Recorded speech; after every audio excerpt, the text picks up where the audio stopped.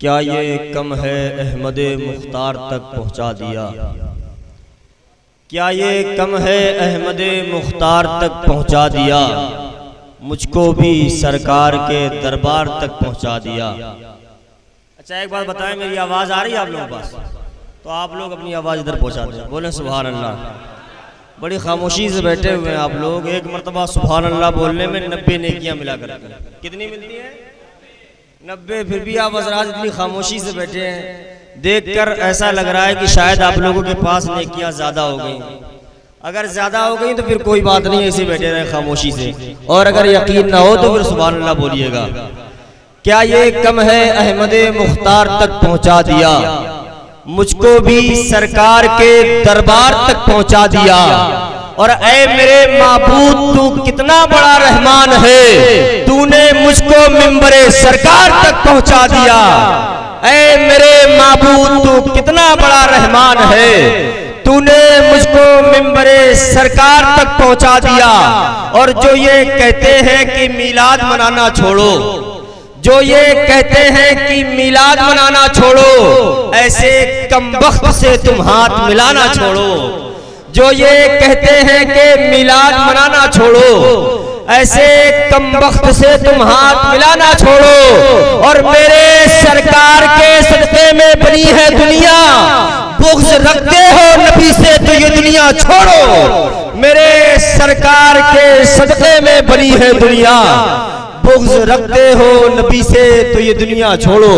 حضرات ان کے عقیدے بہت غلط ہیں، انہوں نے حضور کی شان میں کیا کیا کہا ہے، اور ہمارے عقیدے دیکھیں۔ سنی کیا کہتا ہے؟ بلند آواز سے بول دو سبحان اللہ۔ سنی کہتا ہے کہ دلوں سے غم مٹاتا ہے محمد نام ایسا ہے، بولے مچل کر سبحان اللہ۔ دلوں سے غم مٹاتا ہے محمد نام ایسا ہے، نگر اجڑے بساتا ہے محمد نام ایسا ہے۔ اور کوئی یعقوب سے پوچھے کہ یوسف مل گئے کیسے، یہ بچھڑوں سے ملاتا ہے محمد نام ایسا ہے۔ کوئی یعقوب سے پوچھے کہ یوسف مل گئے کیسے، یہ بچھڑوں کو ملاتا ہے محمد نام ایسا ہے۔ اور میرے سرکار کا مجھ پہ جو کرم ہو جائے تو مدینے کا سفر قدم ہو جائے، اور پاؤں حسنین کریمین جو آ کر رکھ دے، میرا چھوٹا سا مقام آگے ارم ہو جائے۔ پاؤں حسنین کریمین جو آ کر رکھ دے، میرا چھوٹا سا مقام آگے ارم ہو جائے۔ بولنے سبحان اللہ، اور بلند آواز سے بولے سبحان اللہ۔ ہاتھوں کو اٹھا کر بولے لبیک یا رسول اللہ، لبیک یا رسول اللہ۔ نہ یہ سورج چمکتا ہے نہ وہ چندہ چمکتا ہے، نہ یہ سورج چمکتا ہے نہ وہ چندہ چمکتا ہے، نگاہ عشق میں تو گنبد خضرا چمکتا ہے۔ نہ یہ سورج چمکتا ہے نہ وہ چندہ چمکتا ہے، نگاہ عشق میں تو گنبد خضرا چمکتا ہے۔ اور کوئی ہے فاتح خیبر تو کوئی فاتح کربل، ادھر بابا چمکتا ہے ادھر بیٹا چمکتا ہے۔ کوئی ہے فاتح خیبر تو کوئی فاتح کربل، ادھر بابا چمکتا ہے ادھر بیٹا چمکتا ہے۔ اور زمانہ ہو گیا لیکن کوئی ایسا نہیں چمکا، زمین ہند میں جیسا میرا خواجہ چمکتا ہے۔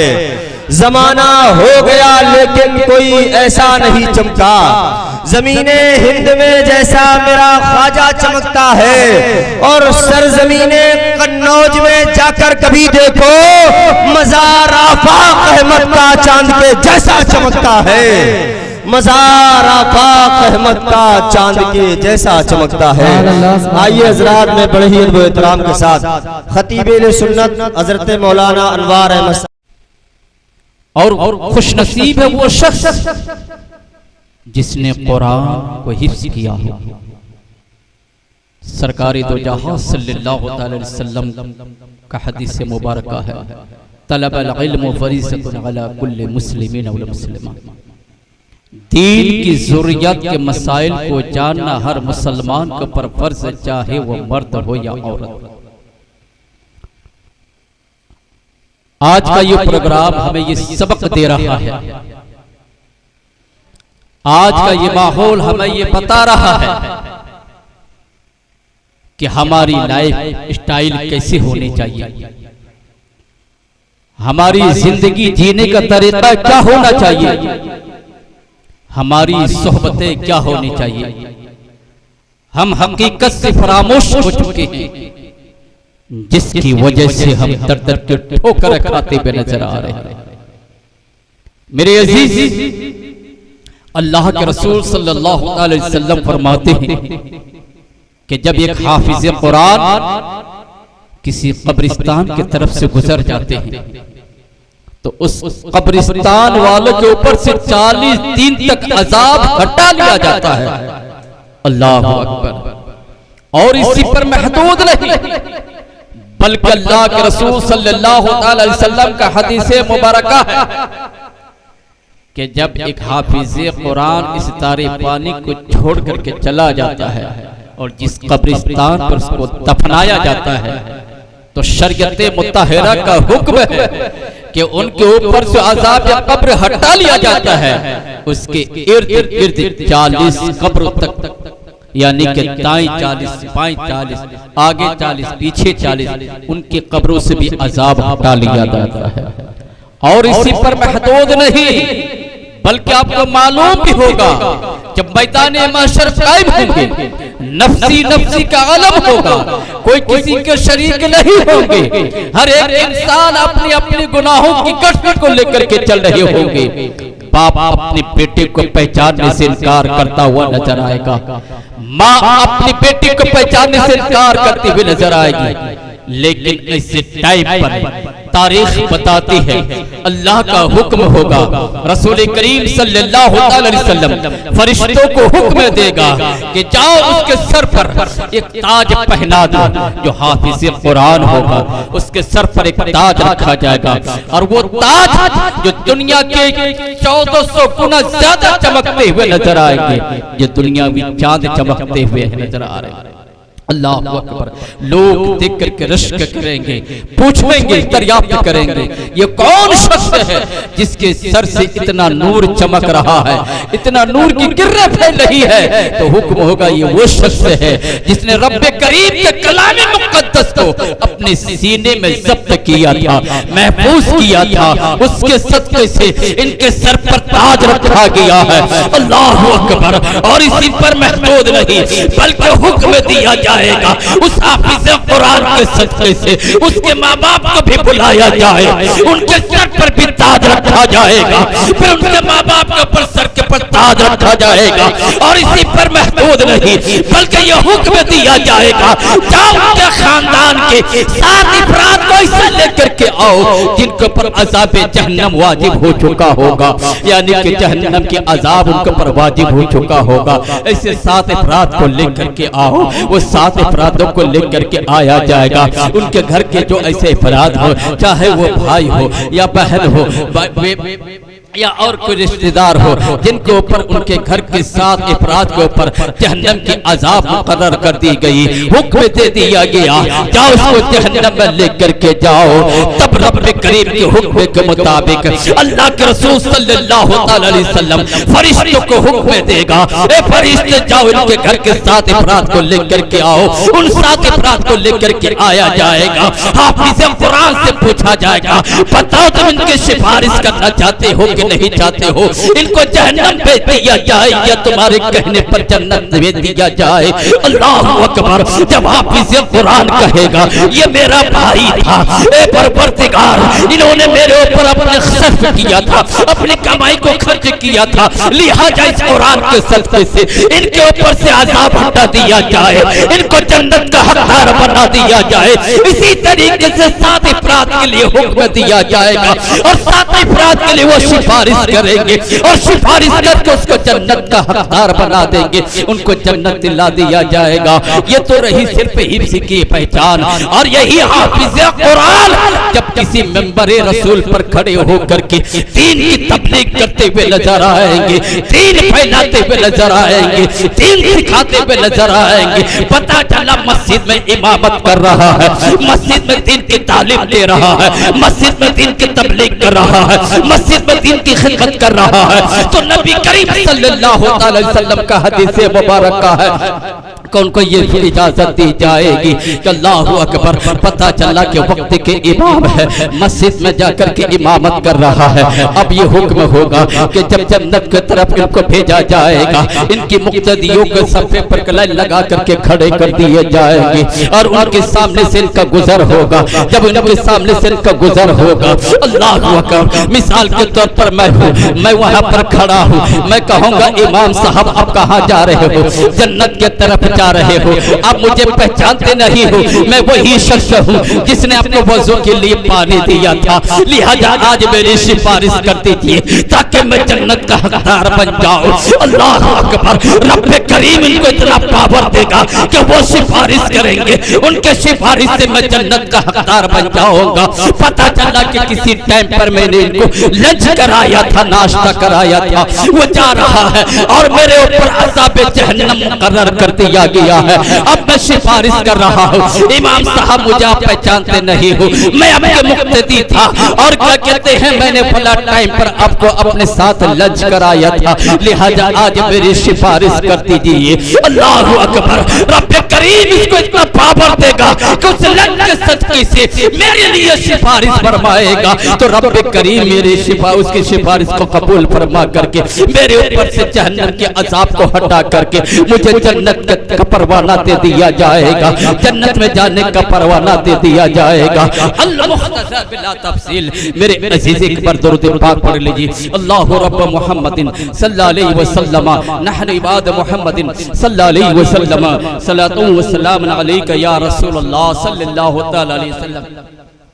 تو یہ ہے کہ ایک حافظ قرآن اور اسی پر محدود نہیں، میرے دوست اگر قرآن کی تاریخ اٹھا کے دیکھیں گے تو آپ کا معلوم ہوگا یہی وہ قرآن ہے جس کے بارے میں رب کریم نے کہا ہے کہ اس قرآن کو اگر میں پہاڑ کے اوپر بھی نازل کرتا تو پہاڑ بھی اس کے چہو جلال کو برداشت نہ کر پاتا، چل کر کے خاک ہو جاتا، لیکن اس قرآن کو ایک انسان اپنے سینے میں بسایا ہے۔ تاریخ بتاتی ہے جب رب کلام کو نازل کیا جا رہا تھا، فرشتوں نے پکار اٹھا، اے پروردگار اگر اس کلام کے اندر اتنا چہو جلال ہوگا تو اس کلام کو کیسے محفوظ رکھا جائے گا۔ بالکل شرط انداز میں آپ کو بتاتے ہوئے چلو میرے عزیز، آج دنیا کی کسی بھی کتاب کو اٹھا کر کے دیکھ لو، کسی بھی ناول کو اٹھا کر کے دیکھ لو، کسی بھی اخبار کو اٹھا کر کے دیکھ لو، چاہے کسی بھی کتاب کو اٹھا کر کے دیکھ لو، مثال کے طور پر اگر 8 تاریخ کا اخبار آپ کو دیا جائے تو 9 تاریخ کو پڑھنے کے لیے تیار نہیں ہوں گے، کہہ دیں گے کہ اخبار میں نے کل پڑھ چکا تھا۔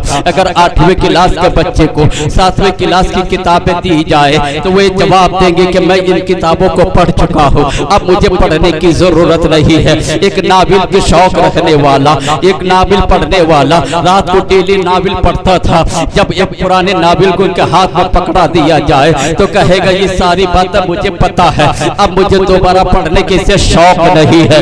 اسی طریقے سے دنیا کی چاہے کسی بھی کتابوں کو اٹھا کر کے دیکھ لو، ایک بار پڑھنے کے بعد انسان کے اندر 2 بار پڑھنے کے شوق پیدا نہیں ہوتا ہے، محبت پیدا نہیں ہوتی ہے۔ لیکن قربان جاؤ اللہ کے کلام کے اوپر، قربان جاؤ قرآن مقدس کے اوپر، قربان جاؤ وحدہ لا شریک کے کلام کے اوپر۔ جب ایک انسان ایک بار قرآن کو پڑھتا ہے پھر دوبارہ پڑھنے کا شوق پیدا ہوتا ہے، جب دوبارہ پڑھتا ہے تیسری بار اور سمجھ میں آتا ہے تو اور پڑھنے کا شوق پیدا ہوتا ہے۔ قرآن ایک ایسی کتاب ہے کہ جتنی بار پڑھتے جاؤ گے اتنا ہی آپ کے اندر شوق پیدا ہوتا جائے گا، اور جتنا ہی شوق پیدا ہوتا جائے گا اتنا ہی گناہ کم ہوتے چلے جائیں گے اور نیکیوں میں اضافہ ہوتا چلا جائے گا۔ گناہ ختم ہوتی چلی جائے گی، نیکیاں اضافہ ہوتی چلی جائے گی۔ تب پتہ یہ چلا کہ جب گناہ ختم ہوتی جائے گی اور نیکیاں اضافہ ہوتی چلی جائے گی تو یہ پتہ چلا کہ قرآن پڑھنے سے دل کو سکون ملتا ہے، قرآن پڑھنے سے قلب کو سکون ملتا ہے، قرآن پڑھنے سے سجدے میں سکون ملتا ہے۔ یعنی کہ جب قرآن پڑھا جائے گا تو آپ کے قلب کو سکون ملے گا۔ رب فرماتا ہے جب ایک انسان قرآن کی تلاوت کرتا ہے تو اس کے قلب کو سکون ملتا ہے۔ آپ کو شاید پتہ بھی ہوگا، آپ یہاں پر بیٹھے ہوں گے آپ کو اندر سے آلس ایسی لگ رہی ہوگی، آپ کو اندر سے سستی ایسی لگ رہی ہوگی، آپ کو نیند سی ستا رہی ہوگی، کیوں؟ آپ کو معلوم ہے، اور آپ باہر ٹہلنے لگیں گے آپ کی نیند اڑ جائے گی، آپ کی تھکاوٹ ختم ہو جائے گی، گلی میں تھوڑا سا ٹہلنے لگو گے آپ کی ساری یعنی کہ سمسیا دور ہو جائے گی۔ یہاں بیٹھے ہو تو آپ کو نیند سے محسوس ہو رہی ہوگی، تھکان سے محسوس ہو رہی ہوگی۔ آپ نے کبھی اس چیز کو آزمایا ہے؟ ایک انسان تھوڑی دیر کے لیے مسجد میں جاتا ہے نماز پڑھنے کے لیے، جیسے ہی مسجد میں جاتا ہے پھر اس کو ترنت سکون مل جاتا ہے، وہ نیند سے آنے لگتی ہے، اور دن بھر کہیں باہر ٹہلتا رہے نیند نہیں آتی ہے۔ آپ نے کبھی احساس کیا؟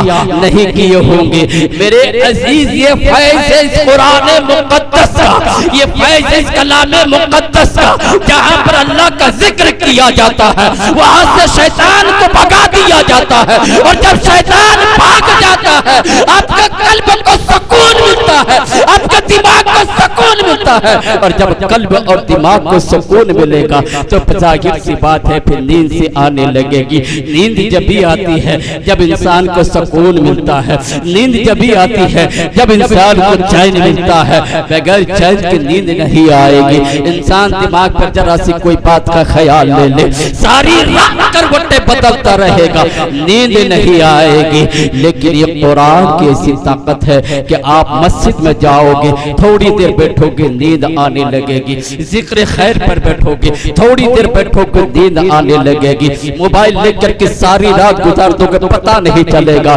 رات کب ختم ہو گئی۔ لیکن جہاں پر ذکر خیر پر بیٹھو گے بار بار ٹائم دیکھو گے اب وقت کتنا ہو گیا ہے، اب ٹائم کتنا ہو گیا ہے، نیند آنے لگ رہی ہے۔ آئیے